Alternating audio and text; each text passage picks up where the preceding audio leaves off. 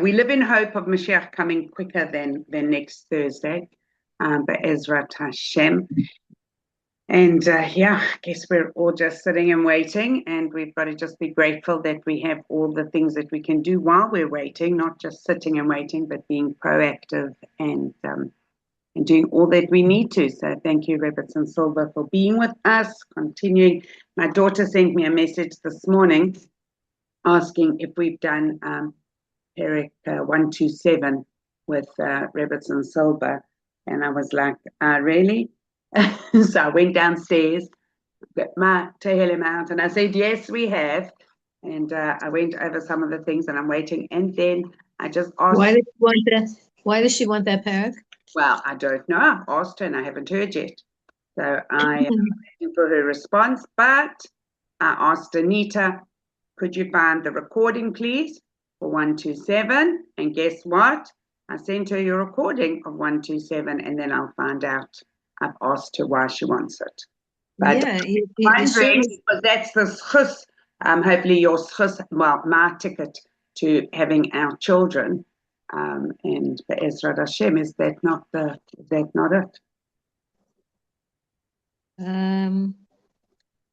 It's interesting that she wants 127.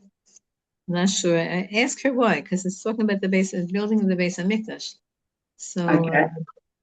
I'm interested to know why she wanted that. Okay, let me tell you. Maybe she meant 126. Why? And maybe she went 137. 127 is not such a popular one. I mean, I love it, but I don't know. It was maybe because Esther reigned over 127 provinces. It's 100. It's okay, 120. And then Sarah lived to 127 also. It's a very Kabbalistic number. Yeah, good for in. That's cute. Hashem's sovereignty. Yeah. Very nice. I was looking at more about our children sort of being our hope and our tikkun, no? That's also true. That's talking about the children. Okay, let's see what she wants, and let's see what Hashem wants. Me'ev Esrim V'Sheva, right? 107. Sheva V'Esrim Me'ev Medina, right? 127. They say it's an interesting thing because the first pasuk in Megillas Esther,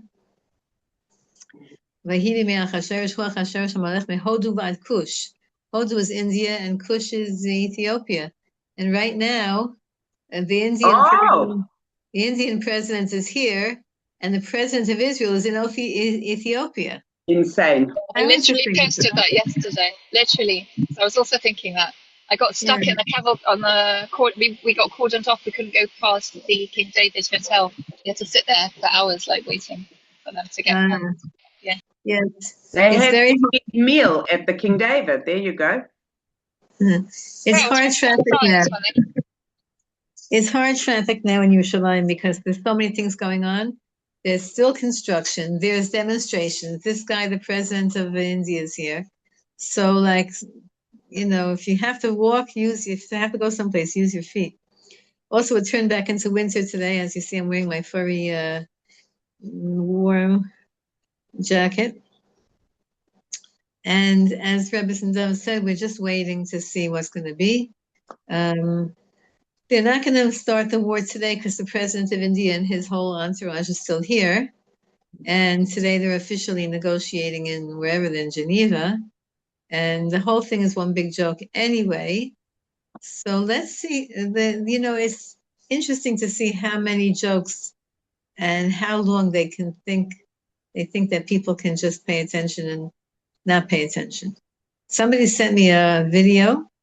This is like a shocking video. It's about 8 different speeches from Netanyahu, going back as far as year 2000. It's about 8 different speeches that he made.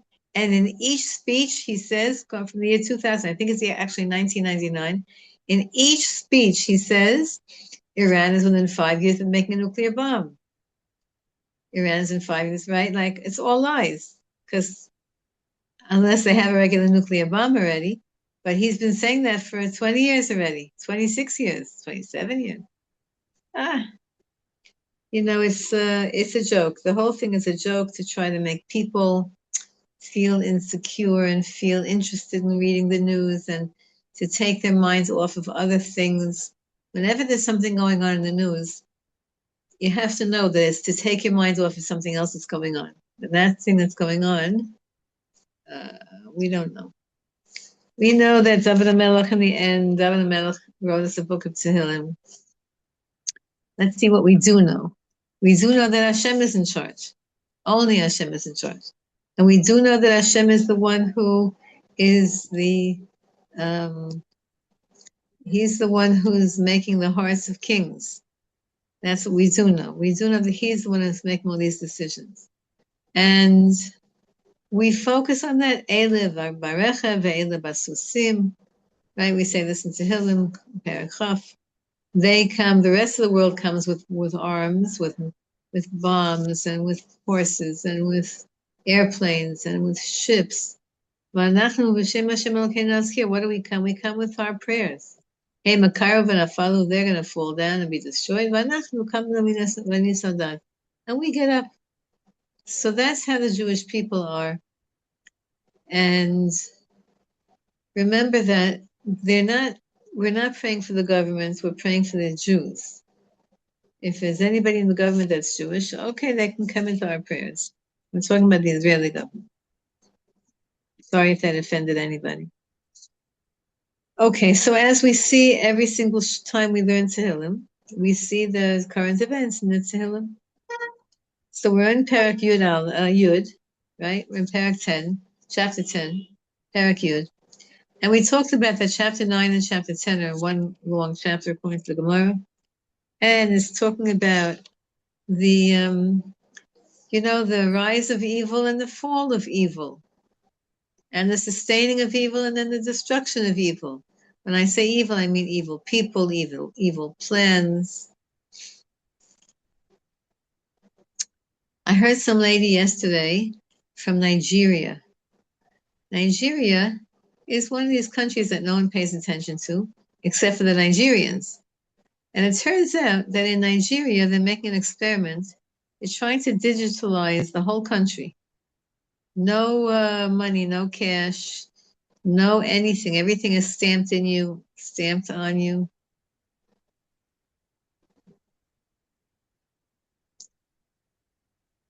So someone, thank you, who said that? Who's Creative Chat? Creative, hi. She sent me a note that Eile Barecha ve'Eile Basusim v'Anachnu Hashem Hashem Elokeinu Nazkir is a pasuk for Esther's name. Starts with an aleph, ends with a resh. There you go.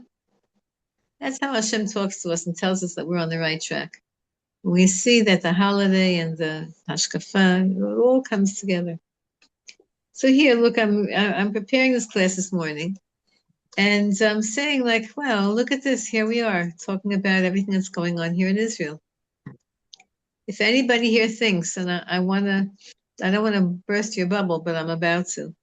If anybody here thinks that they know what's going on by reading the news, sorry to disappoint you, but none of that is true.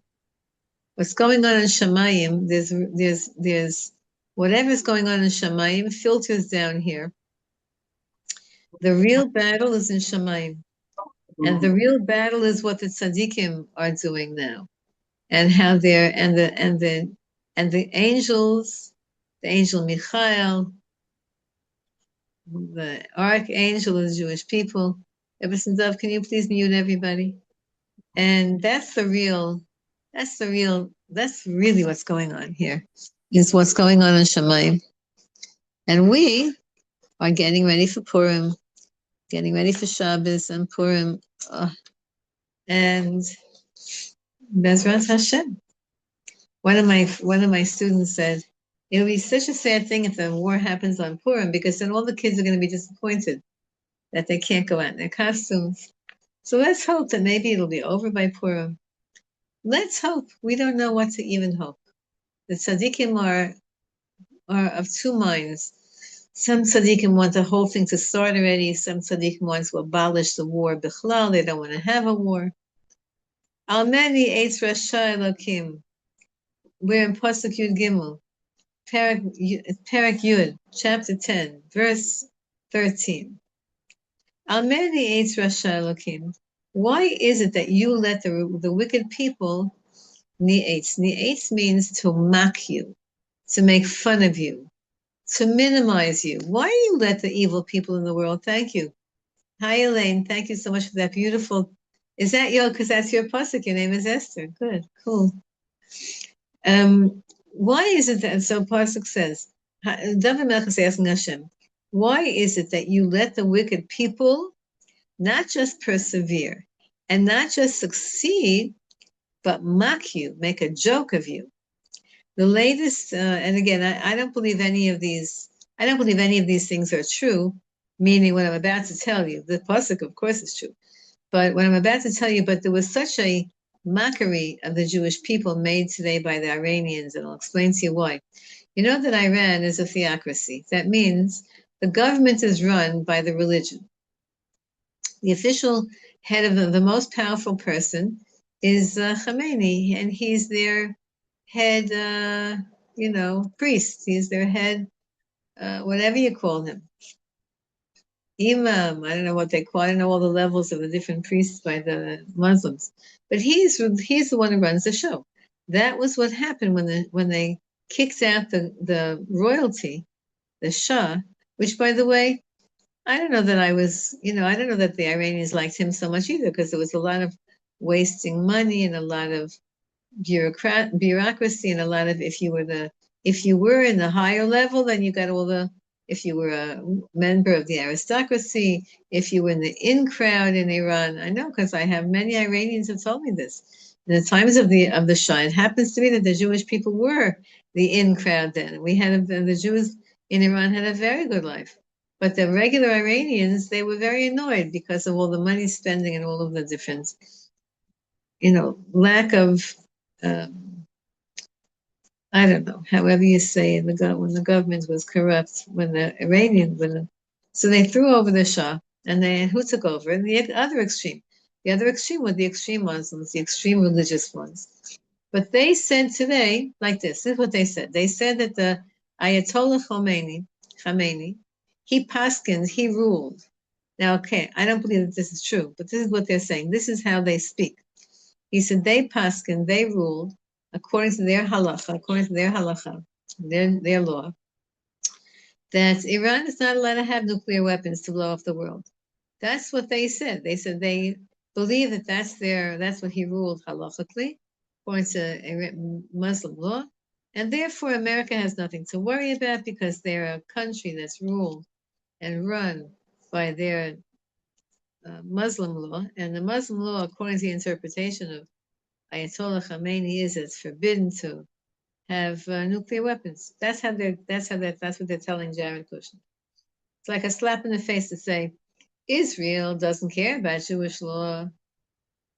Israel is just sending secularists to negotiate, and Iran is talking about their law, their religious law. So in Shemayim, that's a big criticism of the Jewish state, the Jewish people. So how do I respond to that? We need Mashiach already. That's all. We need the tzaddikim to run this country. And notes that when the tzaddikim will run this country, everything will be kosher and honest and full of integrity. No one's going to make anybody observant. There's not going to be a tznius patrol, and there's not going to be a kosher patrol. When the real tzaddikim run the country, either everyone will do tshuva because they'll just see the tzaddikim and what the tzaddik is, and they'll want to be close to Hashem, or not. So here's David Melech saying, Al meni eitz rasha Elokim. Why are you letting the wicked people make a mockery of you, Hashem? Amar bilibo, because they're saying to themselves, the wicked people are saying to themselves, Lo tidrosh. Hashem is not going to seek revenge. Hashem is not going to ask. Hashem is not going to punish us. That's what the wicked people think, if they think at all. I don't think wicked people think about God. They're too busy being wicked. They're too busy doing all the things that wicked people do. But if they did think for 1 second, they would say, I don't know, they would, whatever the wicked people would say, they would either make fun of the concept of God, because they would say, look, Rockefeller, look, the Vatican, look, the royal family of British, look, all that stuff, look how successful and rich they are. So God clearly thinks that's a good idea. That's the mockery of God. So we ask, Adam Alma, why Hashem do you let them mock you? And do you let them say, I can get away with anything? That's the question that every single person on planet Earth asks. How could you let the people who were the doctors get away, or the head of all of the pharmaceuticals get away with trying to poison planet Earth? How could you let them get away with miseducating children? I don't know. I haven't followed what went on in the UK. Remember last year already when they were trying to force in the UK, education, that you had to teach children from a young age about genders and about you could be whatever you want. Whatever happened to that in the yeshivas? The whole thing seems to have blown over because we don't hear about it anymore.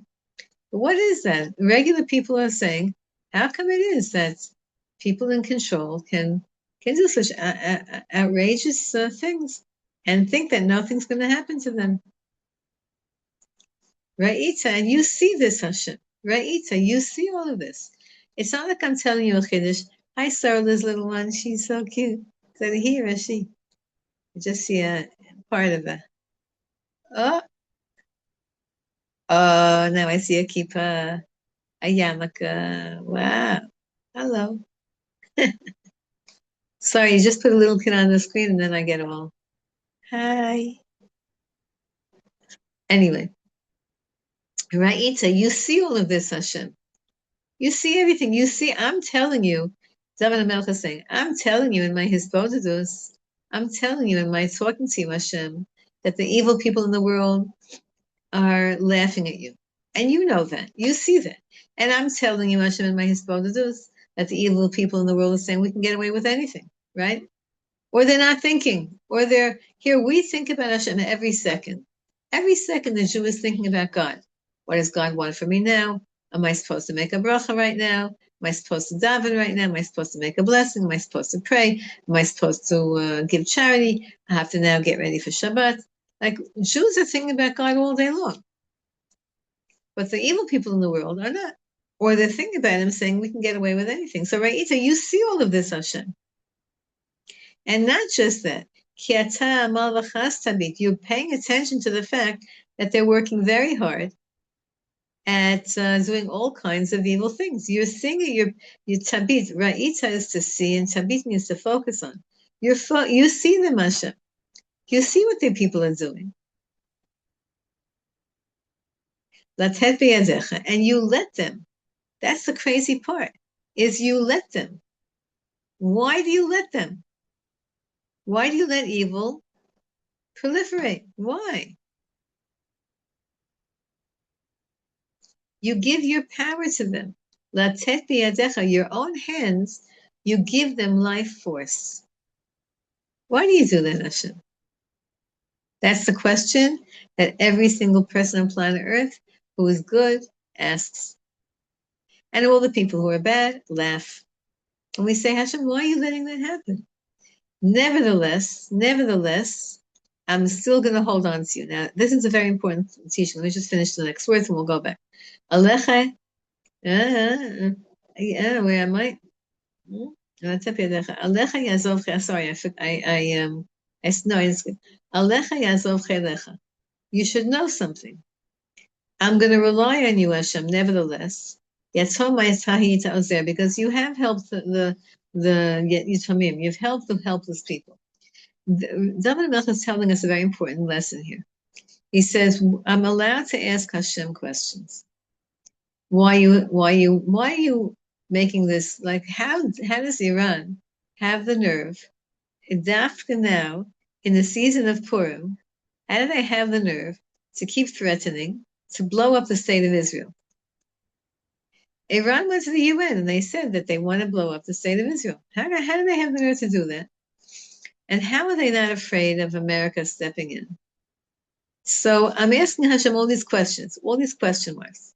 Why do you let the bad people, now you see all these Epstein files that are coming out? Nebuch. I had a thought that it was such an interesting thought. It's sad but interesting thought, and that is all the corruption of the world is being exposed now through these Epstein files. I didn't read any of these Epstein files. I don't know who's in it. But I just know whenever they find a new name, because it's, I think, 3 million documents you have to go through, whatever. But we're seeing many, many people already got fired from their jobs. I'm talking about big people. The grocer down the street, he's not in the Epstein files because he was not big enough for that Mr. Epstein to bother with him. Who did that Epstein bother with? All the rich people, the government people. It's a pity we didn't see the Pope in that Epstein files. That would have been something. But and all the priests in that Epstein files. I think that they must have used other names, but they were there also. So what's happening? All the immorality and the corruption and the dishonesty and the manipulation is all coming out. It's like nausea. It's like nauseum. It's coming out like when people throw up, when a person eats something that's not good and they vomit, and how nauseating that is. That's what's happening now. But look at what it is. It was precipitated by a Jew. Okay, you might say that's a chilul Hashem, and it is. But on the other hand, it's ironic that a Jew was the one, with all of the mistakes that he made and all the terrible things that he's probably going through wherever he is in the world of souls, it was a Jew who began to unravel the whole government. So your government in the UK is falling apart, and the whatever, whoever has been affected by that. It's interesting that it happened through a Jew. It has to happen through Jews. Now Nebuch, it happened through a Jew who did bad things. I think she's also a Jew, that lady. It happened through them doing bad things, terrible things, terrible things. But the result of those terrible things that they did, all the corruption and the immorality in the world is being revealed. So what is it here? What do we have here? Ra'ita, so you see everything, Hashem. You see everything. Kiata, and you, amal v'chas tabit, you're paying attention, you're observing all the mischief and all the anger and all the fury and all the lying and all the, you're watching that, you're paying attention, Hashem. And you're letting them do it. You're giving them, you're not just tolerating it, you're giving them the power to do it. Nevertheless, alecha yazov chelecha. Nevertheless, on you, all the people who have no hope are relying. Even though it looks like you're helping the Rishayim, we're all relying on you. Here we're called Yetamim. Yetamim is orphans. We're in an orphan state, and yet you're helping us. So that's the lesson. The lesson is you're allowed to have all these questions, and you're allowed to verbalize these questions, as long as the bottom line is, I'm still with you, Hashem. Ani ma'amin. I can ask questions because I'm curious and I don't understand, and I have to satisfy that part of me that needs to understand. And whether I'll understand or not is up to you, Hashem. But I'm not letting go of you, even though I don't understand you. I'm holding on to you. Even though I don't understand the way you behave in this world, even though I don't understand why the good people are suffering, the bad people are, succeeding, I don't understand it. And I'm asking you to explain that. And I know that you will explain it when Mashiach comes. Nevertheless, I'm not letting go of you. That has to be our bottom line. We don't let go of Hashem. And now therefore, because I said that, because I made my statement that I'm not letting go of you, therefore, I'm going to pray dance you. Shavar Zeroa Rasha Vara. What does it mean? Break the hand of the evil people and of evil itself. Destroy evil. Break the hand. In olden days, what did they used to fight with? Spears and arrows and knives and the hands. They needed their hands to fight. So break their hands. We're asking Hashem. Break their strength. Break their weapons, destroy them. That's what we're asking Hashem. Break them. Not that I should be nishbar. I don't want to be broken. I'm not going to be broken. I want you to break them.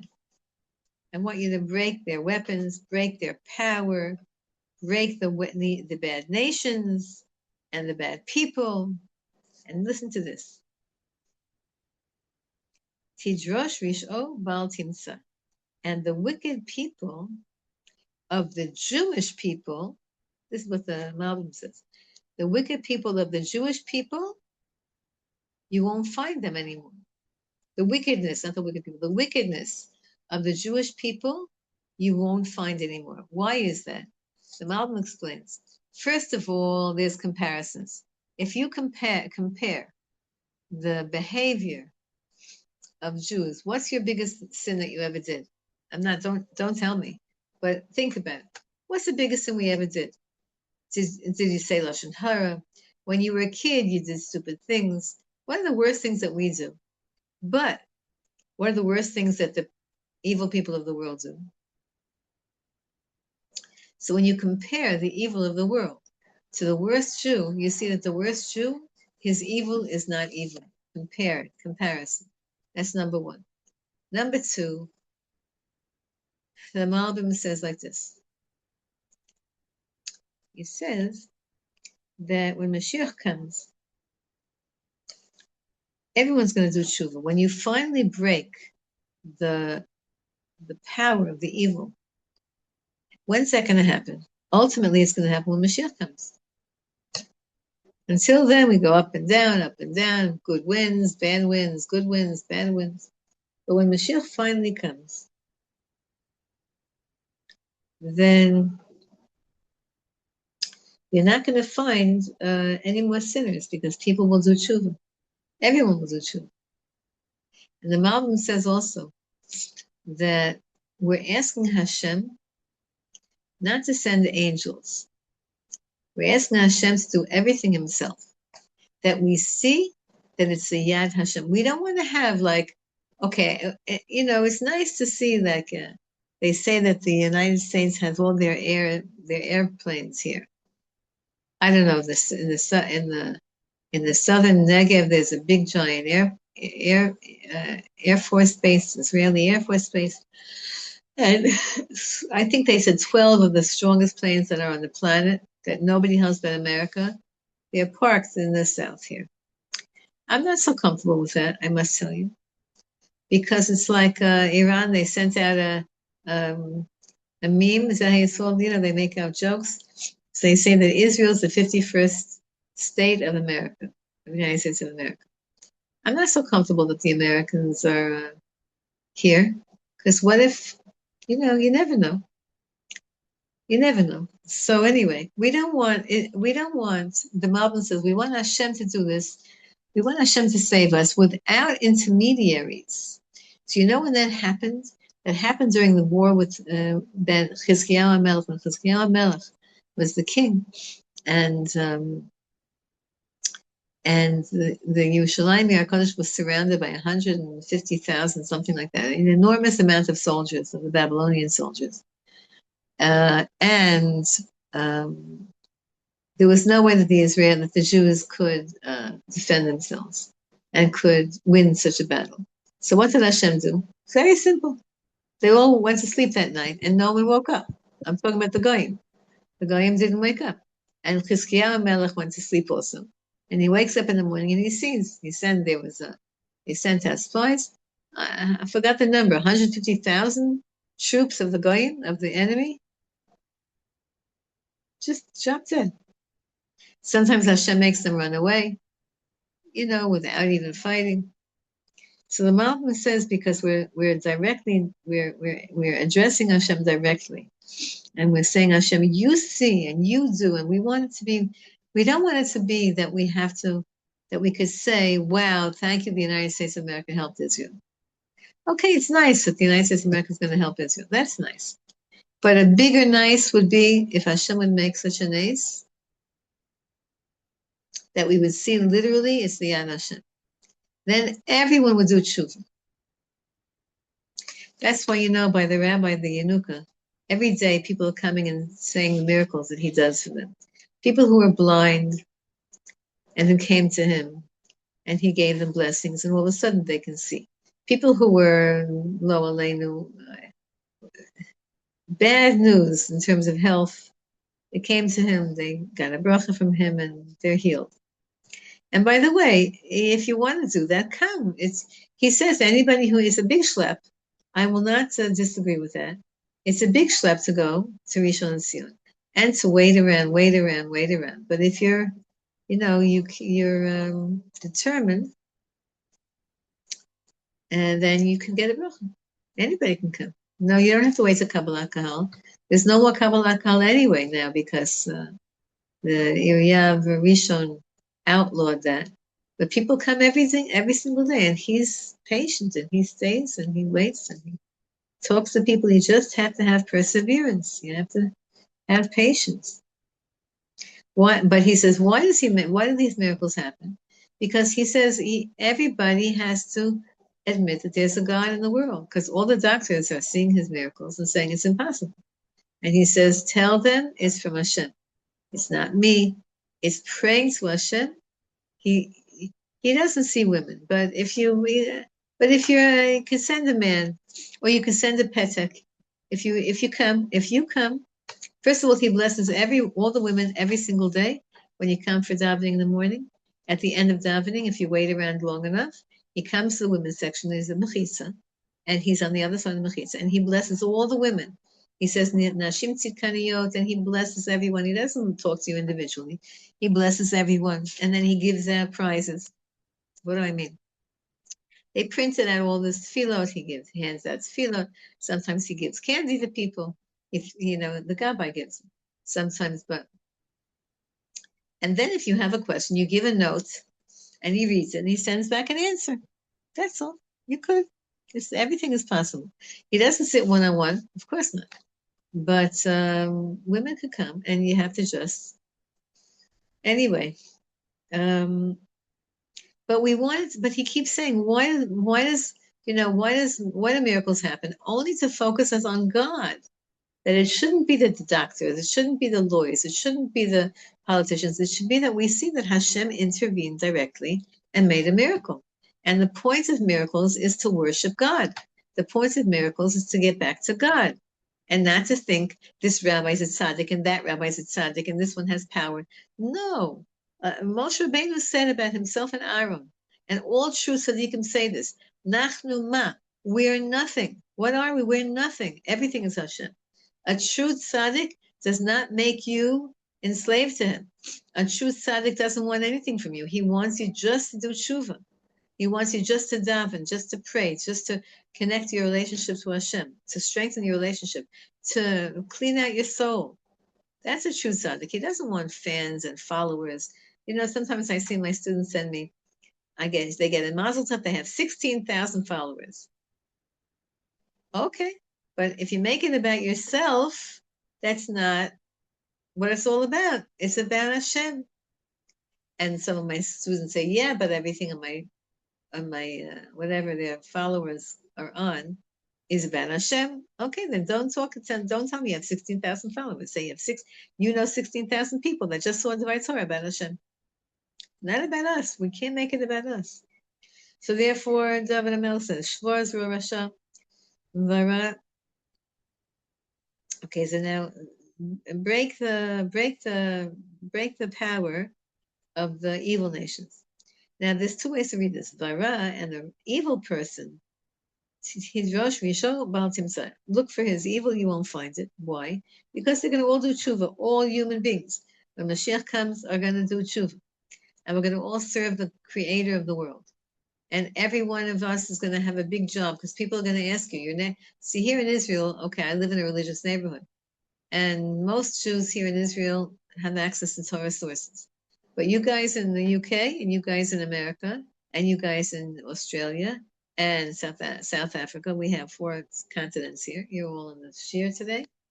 You are going to have work to do, because your neighbor's going to, knock on your door and say, what do I do? Teach me about God. Tell me what I should do. And you're going to have to tell them whatever you know.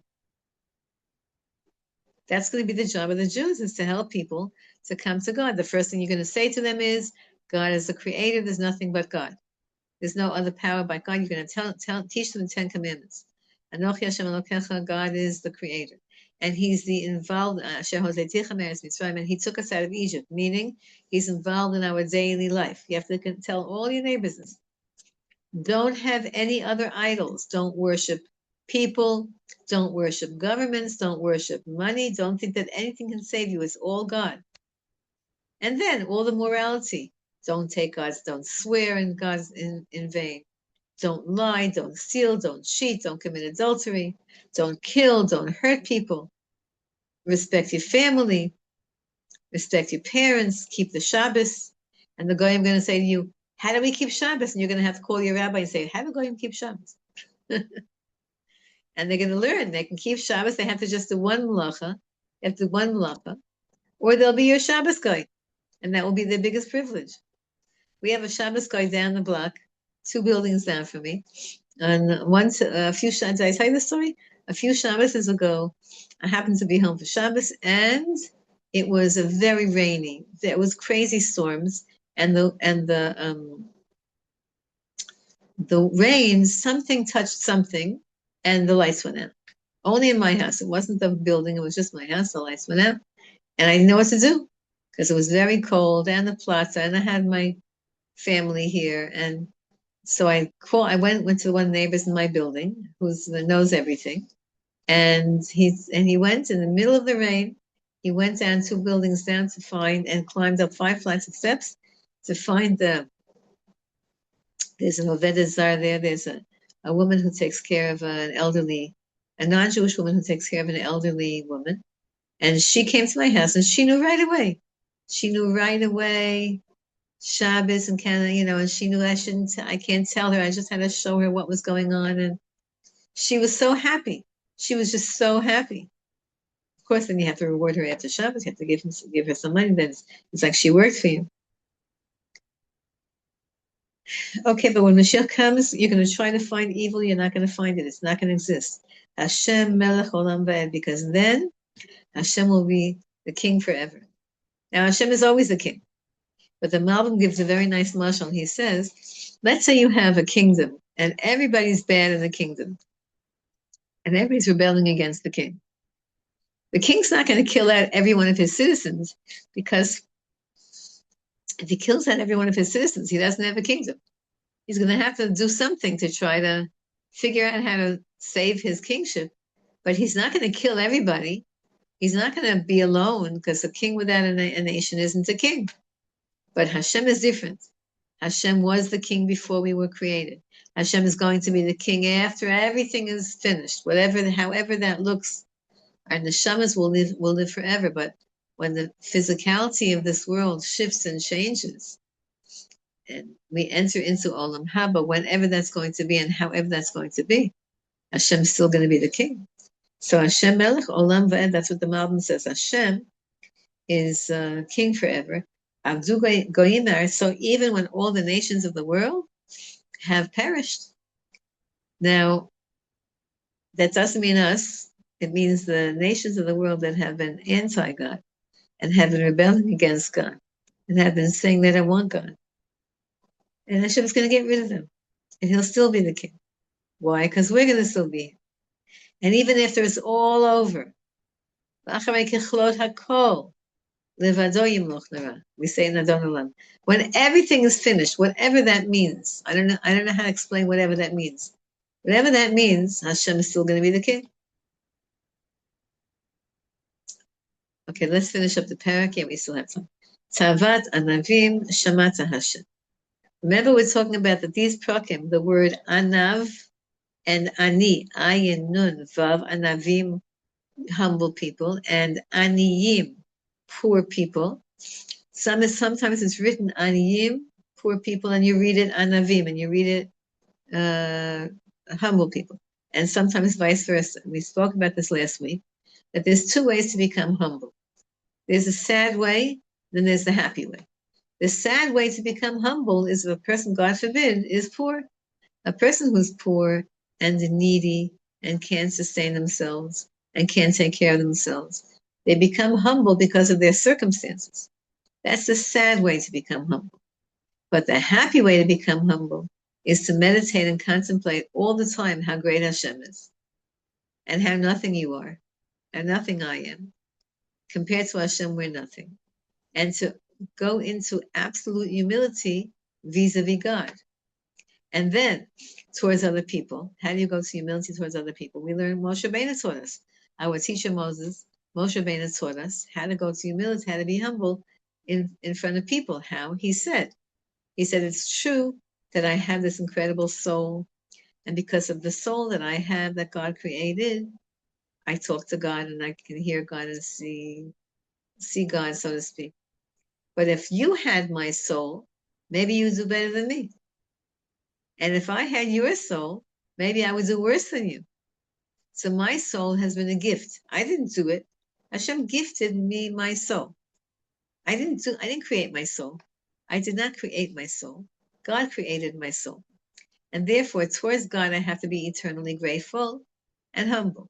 And towards you, I also have to be humble by thinking, if you had my soul, my circumstances, my family, my whatever, maybe you would have done better than me. I don't know.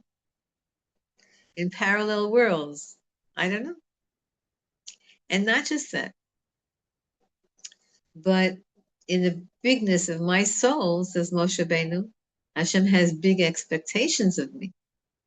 And maybe, in the grading system, as big as my soul is, I don't know what my mark is, my grade is.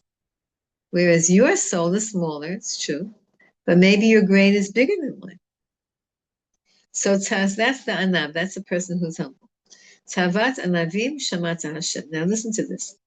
David Mel says, you've heard the ta'ava, the taiva, the desire of the humble person. What's the desire of the humble person? Is the desire of the humble person food, money, what? No. The desire of a humble person is that evil should be destroyed. That's what the Malbim says. And since I already asked you that evil should be destroyed,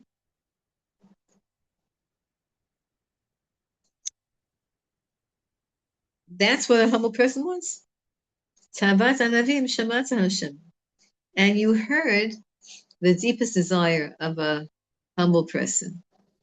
And the deepest desire, the truth is, the deepest desire of a humble person is the pasuk before, Hashem Melech Olam Vad, that God should be the king. A truly humble person who's not about themselves. They're thinking about Hashem. Like the Rav Yanuka says, he says, we were created to serve God, not vice versa. God doesn't owe us anything. He created us and he gave us the opportunity to serve him. It's like if you're an intern in the White House, or if you're an intern in the Buckingham Palace, Lahavdil Infant Avdalos, where God gave us the ability to serve him. It's a big privilege. Tachin libam, takshiv oznecha. We're going to learn this pasuk according to Chassidus. Tachin libam, you prepare their hearts, and then takshiv oznecha, and then you listen to your ears listen to their prayers. So listen to this. The Baal Shem HaKadosh used to say, whenever you get inspiration to daven, and you have a good davening, where did that inspiration come from? It came from God. God woke you up. He woke up our heart. He gave us inspiration. We prayed. So instead of God saying, hi, hello, by the way, that was me inspiring you, he doesn't. He pays attention to our prayers as if we originated our prayers. He's the one who inspired us, whether it's through a shir, whether it's through a feeling that you have, whether you see something, whether you have a memory, whatever it is. All of a sudden you wake up in the morning. Does anybody know when you wake up in the morning, you feel like, okay, I'm gonna learn, I'm gonna daven, I'm gonna be good today, I'm gonna help people. Where did that come from? It can come from so many different ways, so many different things that Hashem does.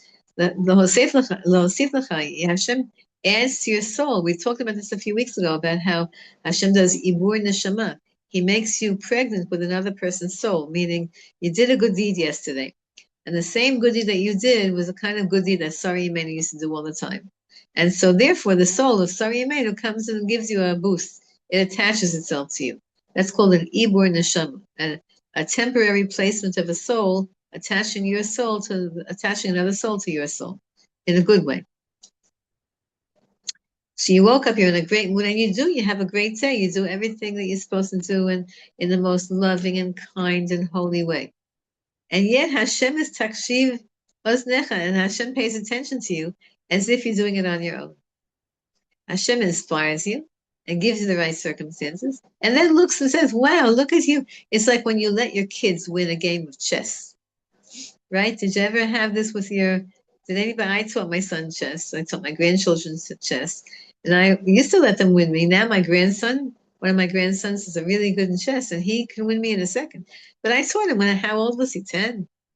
And then I let him win. You let your kids win every once in a while. And, I don't know if they catch on that you let them win. But whatever it is, we do that to encourage them. Hashem lets us win. He inspires us, and then he lets us win as if it's our energy. Lishpot yatom vadach. So therefore, Hashem, I'm asking you. Remember what I said before? What's the type? What's the desire of a humble person? And we said it's a pasuk before and it's a pasuk after. The pasuk before is God should be the king. I don't know what that's going to look like, but it's going to be amazingly wonderful. And the second ta'ava, the desire of the poor person, of the humble person, is lishpot yatom vadach, that you should do justice to all the unfortunate people, the orphans and the poor people. And by the way, again, the Malbim says that we are considered orphans, the Jewish people, because in the absence of a Beis HaMikdash, of an operational Beis HaMikdash, and in the absence of Mashiach so far, we're leaderless. We don't have one leader that everyone agrees upon. So it's like an orphan. We don't have our Abba.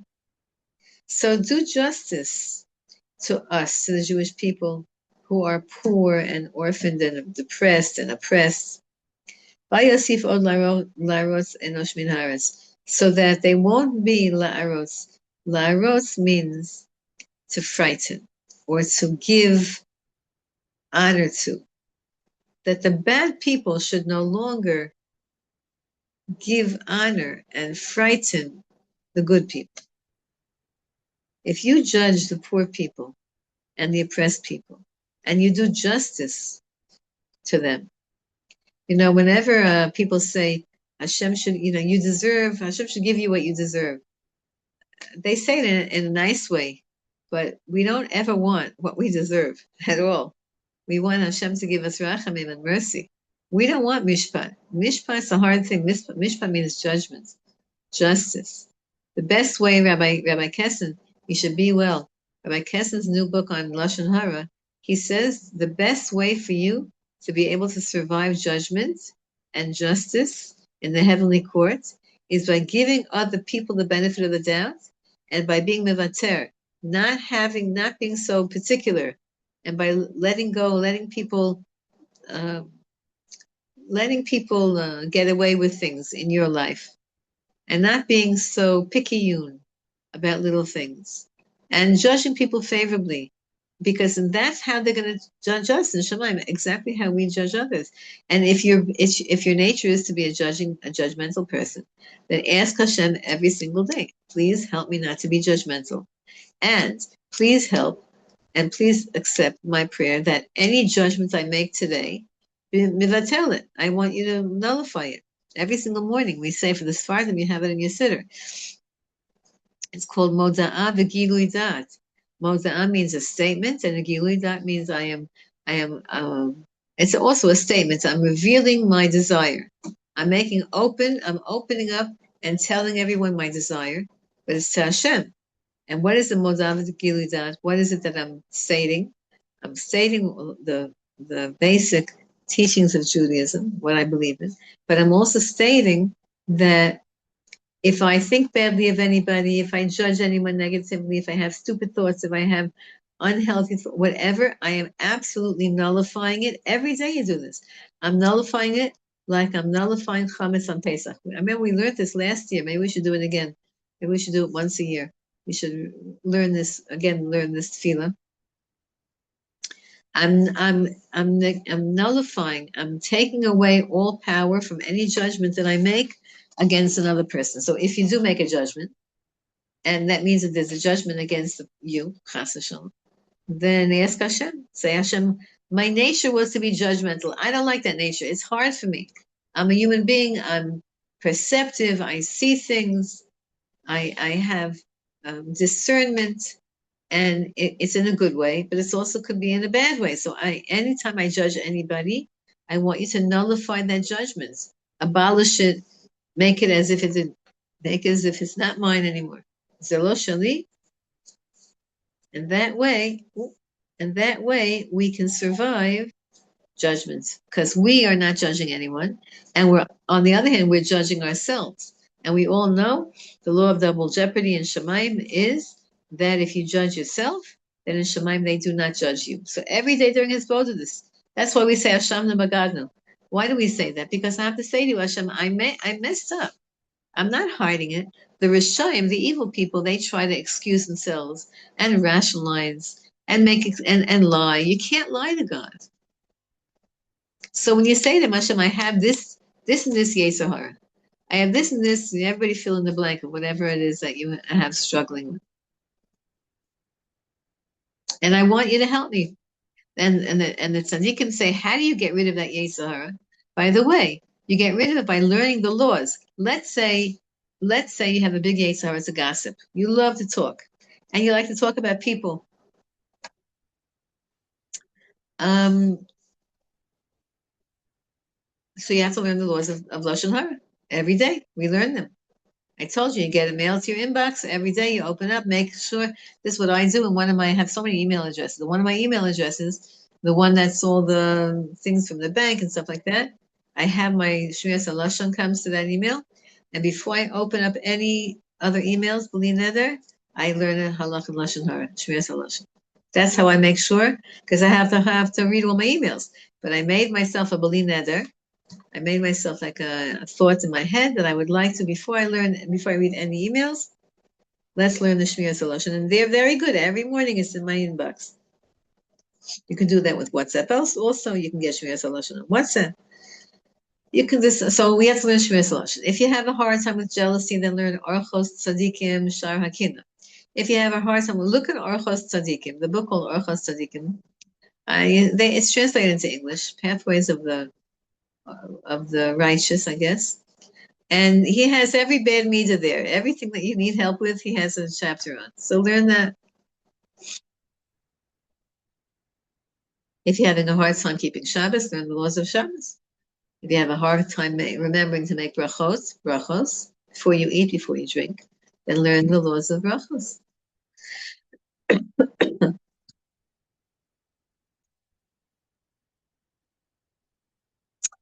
All right, my sweet friends, I can't believe it. We did 10 prakim straight in a row. Now next week is Thursday. It's the day after Purim by us in Yerushalayim. So I guess we'll have a shir next week, Thursday. Let's see what happens by Thursday. Who knows? Hashem, you know. And you know that we want the Geula. We don't want any of this other stuff. We just want the Beis HaMikdash. We want your Malchus. You should be the king. We want David HaMelech's kingship should be in the world. We want to do everything right. We don't want to have any more Yetzer Haras. It's true that without the Yetzer Hara, we don't have credit in the mitzvot that we do. But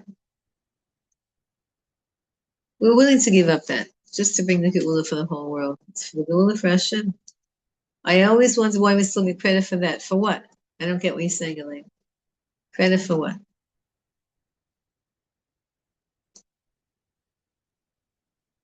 Shabbos, Sharon, thank you. Hashem should keep us all safe.